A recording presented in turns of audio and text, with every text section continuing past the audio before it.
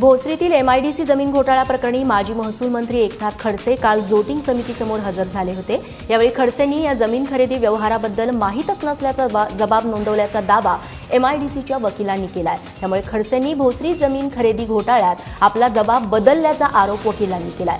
आधी त्यांनी ही जमीन एमआयडीसीची नाही असं वक्तव्य केलं होतं, पण त्यानंतर त्यांनी थेट घुमजाव करत आपल्याला माहीतच नाही असा जबाब नोंदवला असा दावा एमआयडीसीच्या वकील चंद्रशेखर जलतारे यांच्या वतीनं करण्यात आलाय। दिघ्यातील तोडकामांना विरोध करणाऱ्या उच्च न्यायालयानं फटकारलेला आहे। त्यांना उच्च न्यायालयाच्या आदेशानंतर स्थानिकांना चिथावणाऱ्यांची यादी न्यायालयानं मागवली आहे। राज्य सरकारला या सर्व आंदोलनांबद्दल अहवाल देण्याचे निर्देश देखील न्यायालयाने दिलेत। न्यायालयाच्या निर्णयाचा रेलरोको करून निषेध नोंदवणं हे चुकीचं आहे। त्यामुळे यापुढे बेकायदेशीर बांधकामांवरती कारवाई करणाऱ्या पथकाला पूर्ण सुरक्षा देण्याचे आदेशही न्यायालयाकडून देण्यात आले। त्यामुळे दिघ्यातील अनधिकृत बांधकामांवरती कारवाई होणारच हे न्यायालयानं पुन्हा एकदा स्पष्ट केलंय। गोव्याप्रमाणे राज्यात देखील बलात्कार पीडित महिलांना 10 लाख रुपये द्यायला हवेत असं न्यायालयानं नमूद केलंय। बोरिवलीतील एका अल्पवयीन बलात्कार पीडित तरुणीनं सरकारच्या विरोधात याचिका दाखल केली आहे। संबंधित पीडितेवरती बलात्कार झाला नसून संगनमतानं शरीर संबंध ठेवल्याचं प्रकरण असल्याचं कारण देत सरकारनं तिला मदत नाकारली आहे। त्यामुळे पीडितेनं मुंबई उपनगरच्या जिल्हाधिकाऱ्यांविरोधात उच्च न्यायालयात दाद मागितली। उच्च न्यायालयानं या प्रकरणाची गंभीर दखल घेतली। तसंच पीडित ही अल्पवयीन असल्यानं तिनं दिलेली शरीर संबंधाची संमती ग्राह्य कशी धरली जाईल असा सवाल करत जिल्हाधिकाऱ्यांना देखील न्यायालयात हजर राहण्याचे आदेश देण्यात आले। 2013 मध्ये झालेल्या मुलुंड सामूहिक बलात्कार प्रकरणातील 9 आरोपींना मुंबई सत्र न्यायालयानं दोषी ठरवलंय।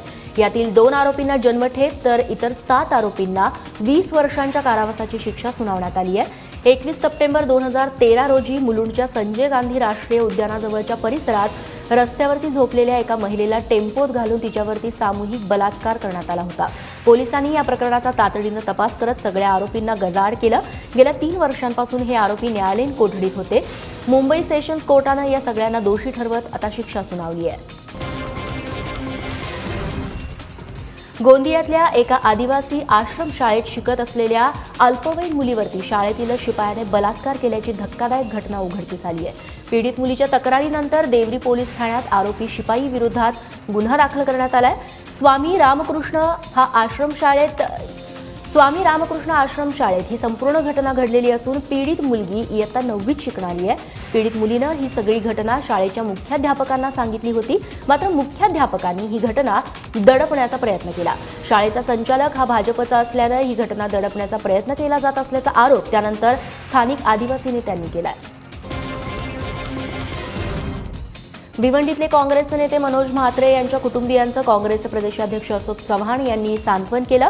14 फेब्रुवारीला म्हात्रेंची गोळ्या झाडून आणि धारदार शस्त्रानं वार करत हत्या करण्यात आली होती।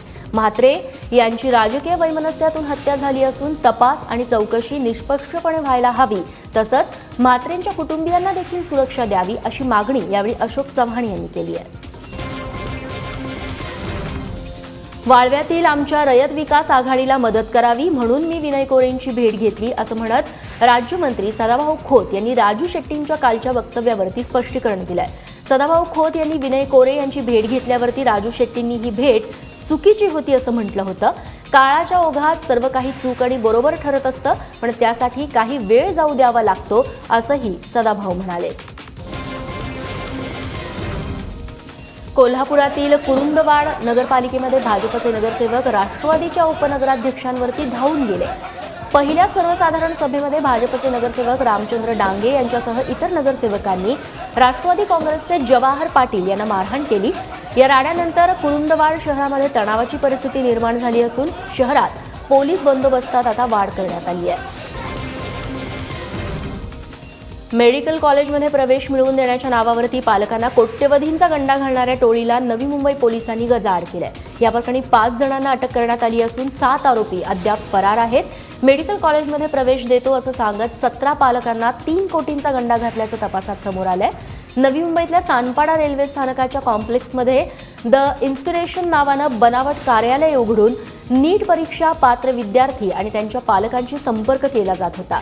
या विद्यार्थ्यांना तेरणा किंवा मेडिकल कॉलेजात प्रवेश मिळवून देतो असं सांगत पैसे उकळण्यात आले होते। झी मराठीवरील सुप्रसिद्ध मालिका तुझ्यात जीव रंगलामधील राणा आणि अंजली हे विवाहबद्ध झाले, पण हा विवाह रिअल लाईफ मधला नसून रील लाईफचा आहे। काल कोल्हापुरात दोघांचाही मालिकेतील विवाहाचा सीन शूट करण्यात आला। 2 मार्चला राणा आणि अंजलीचा विवाह दाखवण्यात येणार आहे। सध्या संध्याकाळी 7:30चा मोठा प्रेक्षक वर्ग या मालिकेनं व्यापून टाकलाय, त्यामुळे राणा आणि अंजलीच्या लग्नाची उत्सुकता मोठी आहे। 2 मार्चला प्रेक्षकांना राणा आणि अंजलीचा हा विवाह सोहळा बघता येणार आहे।